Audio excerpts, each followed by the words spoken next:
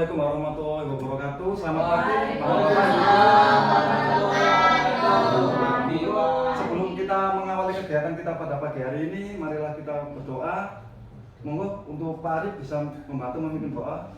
Untuk kegiatan semoga hari ini itu lancar. Marilah kita awali dengan berdoa mulai. Berdoa selesai. Oke, baik, terima kasih Pak Arif. Oke, ya baik ya Bapak Ibu. Hari ini bagaimana kabarnya? Sehat? Sehat. Hari ini ada yang nggak bisa hadir gitu. Untuk Pak Wibi, Pak Wibinya kemana Pak Arif? Sakit kayaknya Pak. Sakit Pak ya. Alhamdulillah. Mari bersama-sama kita doakan semoga beliaunya segera diberi kesehatan. Amin. Baik Bapak Ibu, sebelum saya mensosialisasikan kegiatan kita atau kegiatan saya, nah ini nanti kita mencoba ice breaking dulu. Jadi monggo silakan berdiri dan bisa berpasangan. Silakan berdiri. Cari pasangannya dulu, Bapak Ibu, cari pasangannya dulu. Monggo. Ya. Nah nanti ya. Nah ini Pak Arif ini ya selaku ketua kelas, saya anggap ketua kelasnya. Nah di sini nanti untuk ice breakingnya kita bermain yang namanya ganjil genap. Jadi seperti itu. Jadi nanti kayak orang jabat tangan seperti ini, tapi enggak sampai jabat tangan. Nama permainannya ganjil genap. Ketika saya nanti yang Pak Yugo, Bu Ayun, Bu Anif sama Bu Farah, ini nanti tim ganjil. Nah untuk Pak Arif, Pak Yajid, Bu Ilmi sama Bu Laras dan Bu Novi ini tim genap. Jadi nanti sama saya Pak. Oh, Pak Yugo Pak. Pak Mbak ya, masa sama saya nanti teman-teman Pak? Saya sama Pak Arif saja Pak. Ya. Nah ini nanti ketika saya bilang genap, otomatis yang ganjil harus menghindar. Jelas? Jelas ya. Oke, bisa dicoba ya. Ini bertujuan ice breaking tujuan untuk nanti melatih murid-murid kita. Jadi seperti itu. Kita coba coba masih ingat? Ya. Ganjil, ketika saya bilang ganjil, otomatis yang menghindar. Nah, terus genap.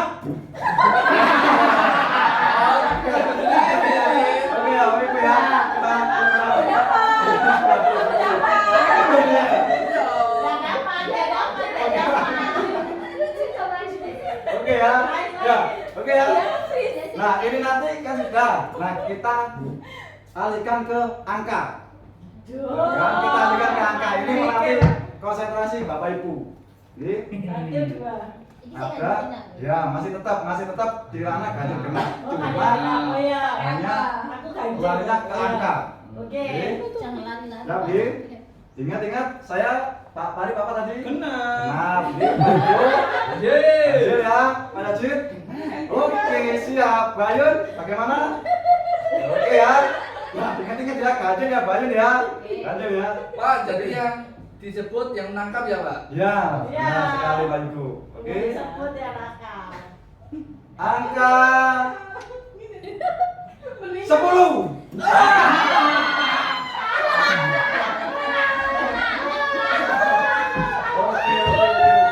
Kita coba terakhir ya Bapak Ibu.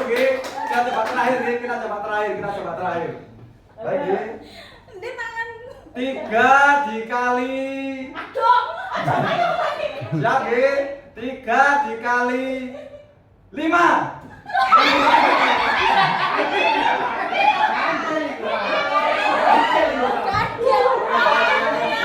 Oke, baik, terima kasih.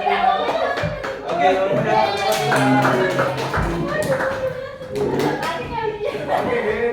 baik Bapak Ibu, itu nanti SBK nanti bisa diterapkan kepada siswa kita nanti, yaitu bertujuan untuk melatih yang pasti, untuk melatih konsentrasi yang pasti. Yang kedua juga masuk juga di ranah matematika, di pembelajaran numerasi. Ini juga masuk. Monggo bisa diinovasikan sendiri nanti sesuai kemampuan panjenengan semua.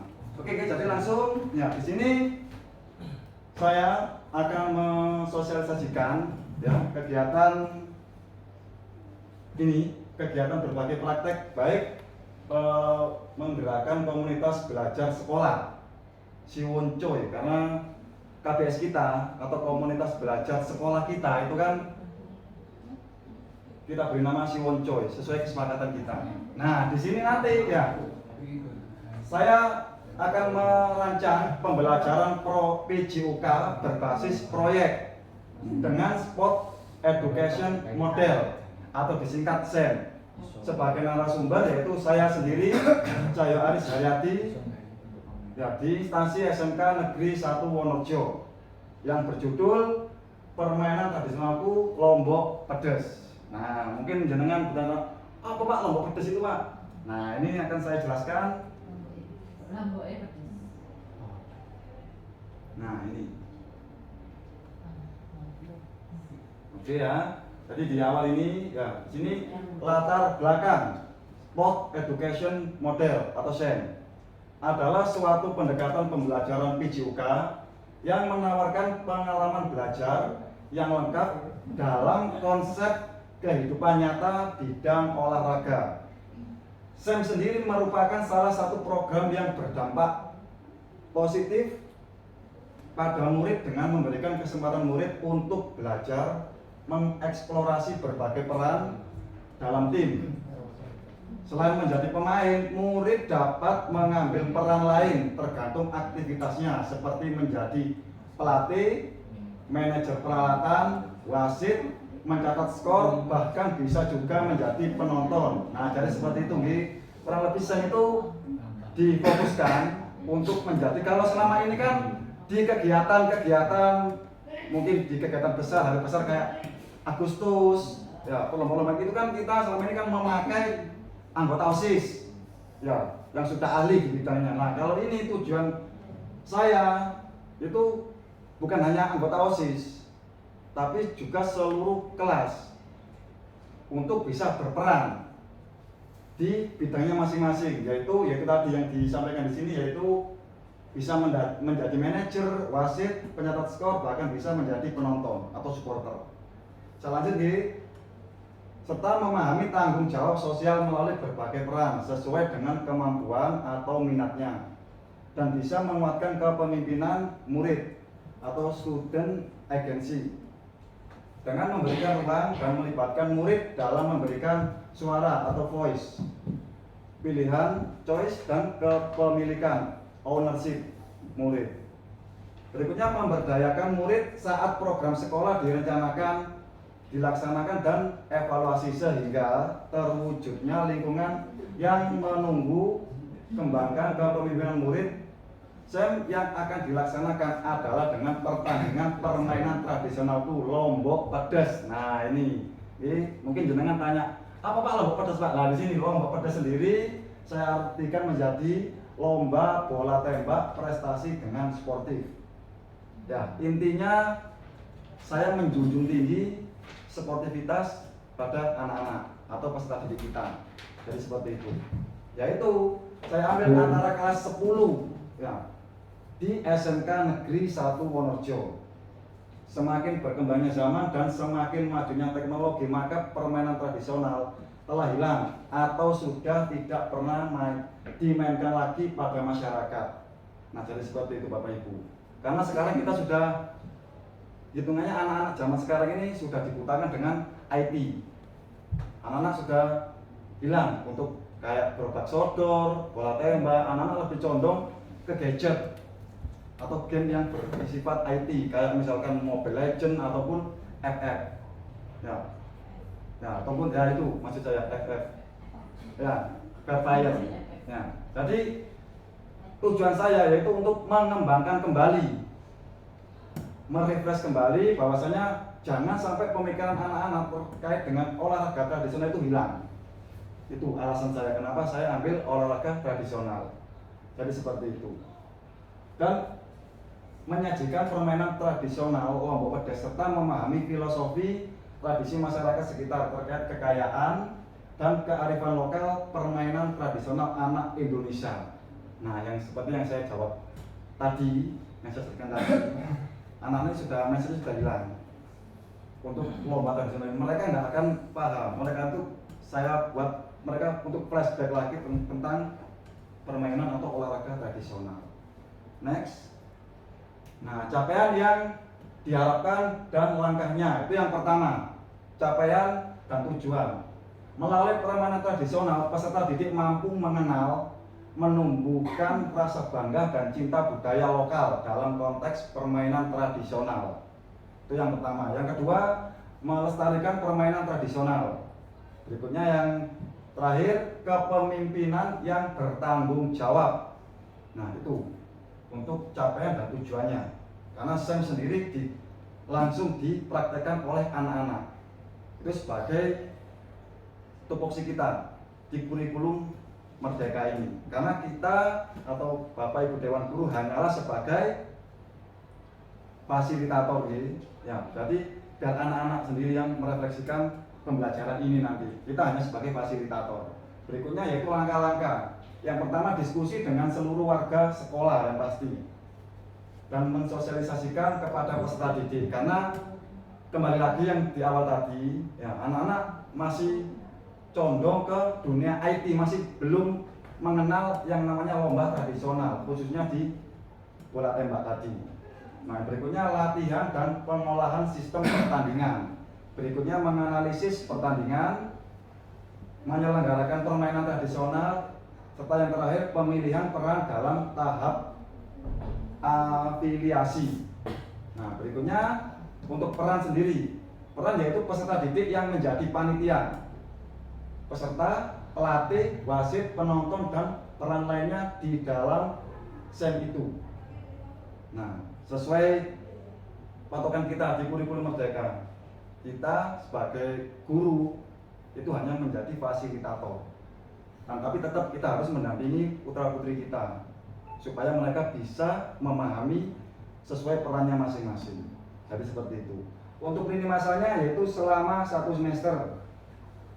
Oke, next ya. Nah, yang berikutnya struktur program dan mitra dalam komunitas belajar. Itu yang pertama co-kurikuler, yang kedua murid yang terlibat seluruh siswa kelas 10, baik laki-laki maupun perempuan. Ya, itu biar adil, biar fair. Ya, karena di situ akan ada yang namanya adil gender. Ya, jadi kita memberikan kesempatan baik yang putra maupun putri. Kita tidak boleh membedakan, Pak, yang putri jangan Pak. Nah, itu kita nggak boleh Bapak Ibu. Kita harus adil gender di sini. Berikutnya waktu kegiatan dilaksanakan di akhir semester 1. Yang terakhir, penanggung jawab adalah kepala sekolah, KBS atau komunitas belajar sekolah, yaitu Siwon Choi ini. Yang menjadi lokomotif atau fasilitator adalah guru PJOK dan bekerja sama dengan semua mapel beserta mitra dengan wali kelas sebagai koordinator. Nah, itu Bapak Ibu, tetap kita harus berkoordinasi dengan wali kelas. Biar apa? Biar kegiatan ini bisa berjalan efektif. Kalau kita hanya mengandalkan segelintir orang ini enggak kompak, ya otomatis kegiatan kita nggak akan jalan. Jadi seperti itu. Sebagai koordinator dan masing-masing kelas. Kemudian kepanitiaan peserta dan pihak lainnya yang terlibat berasal dari peserta didik. Berikutnya next. Nah, di sini pertanyaan kunci sebagai pemantik. Apakah kalian pernah melihat pertandingan sepak bola secara langsung lewat televisi atau lewat video YouTube? Nah, itu sebagai pertanyaan pemantik loh Bapak Ibu nggih. Ya. Kan pasti anak-anak pernah Pak. Nah, di situ kita sampaikan. Nah, di dalam pertandingan sepak bola sendiri itu ada apa saja? Semisal anak-anak menjawab, itu Pak ada pemain Pak, terus ada wasitnya Pak, ada pelatihnya Pak. Nah, di situ kita memanage anak-anak untuk memancing anak-anak untuk bisa memahami peran yang ada di bola tembak nanti. Loh Pak, kenapa kok enggak kok enggak langsung aja Pak pertandingan bola tembak Pak, kok ambil sepak bola? Nah, seperti itu mungkin. Ya enggak apa-apa, biar anak-anak bisa mikir nanti, oh ternyata sepak bola itu juga bisa diterapkan, jadi gitu. Ya. Oke, berikutnya yang kedua, coba kalian sebutkan ada apa saja orang yang berperan di pertandingan tersebut. Nah, seperti yang saya sampaikan tadi. Berikutnya yang terakhir, seandainya Pak Guru instruksikan untuk menjalani peran-peran tersebut, apakah kalian sanggup dan bisa? Itu memancing motivasi atau minat peserta didik kita. Oke, berikutnya pernyataan tentang kapasitas yang dimiliki kelas atau sekolah. Yaitu yang pertama, sekolah memiliki kepala sekolah pastinya, guru dan tenaga pendidikan yang profesional sesuai dengan kualifikasi akademik sejumlah total 80 orang.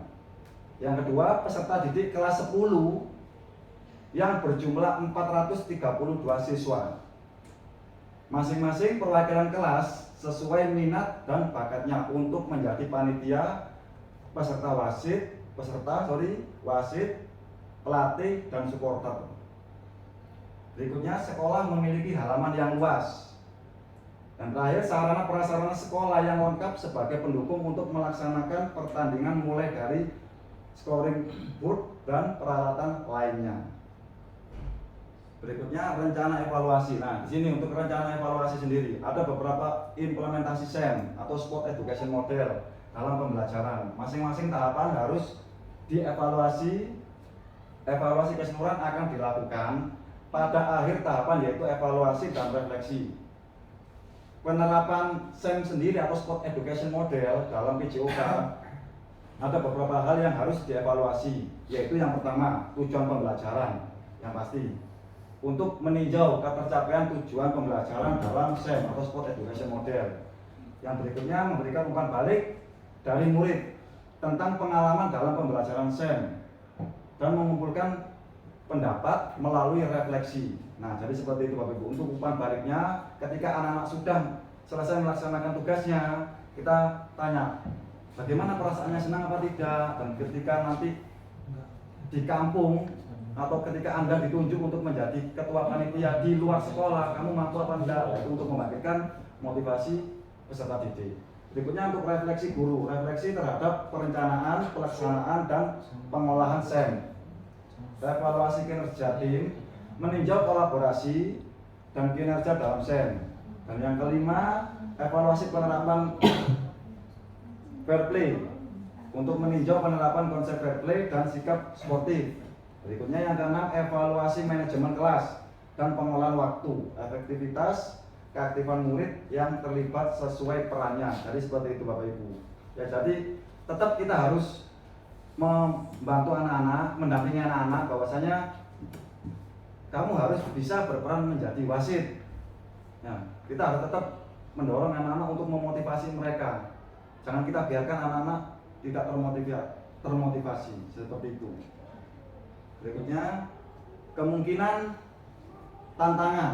Nah, kemungkinan tantangan yang dialami adalah yang pertama, pengelolaan waktu, jadwal yang padat dan keterbatasan waktu dapat mempengaruhi penyelenggaraan. Berikutnya yang kedua, faktor alam atau cuaca. Karena lapangan outdoor, karena kita pakai lapangan outdoor Bapak Ibu nggih, maka faktor cuaca sangat berpengaruh seperti itu. Kalaupun nanti khawatirnya apa? Musim hujan. Nah, itu. Berikutnya motivasi peserta. Peningkatan motivasi peserta dapat menjadi tantangan, terutama jika mereka kurang tertarik dengan kegiatan ini. Nah, ini nanti peran dari panjenengan semua sama saya atau kita sebagai tenaga pendidik untuk memotivasi siswa agar mereka mampu dan mau menjadi panitia dalam pembelajaran SEM atau menjadi modelnya, karena mereka yang berperan, kita hanya sebagai fasilitator.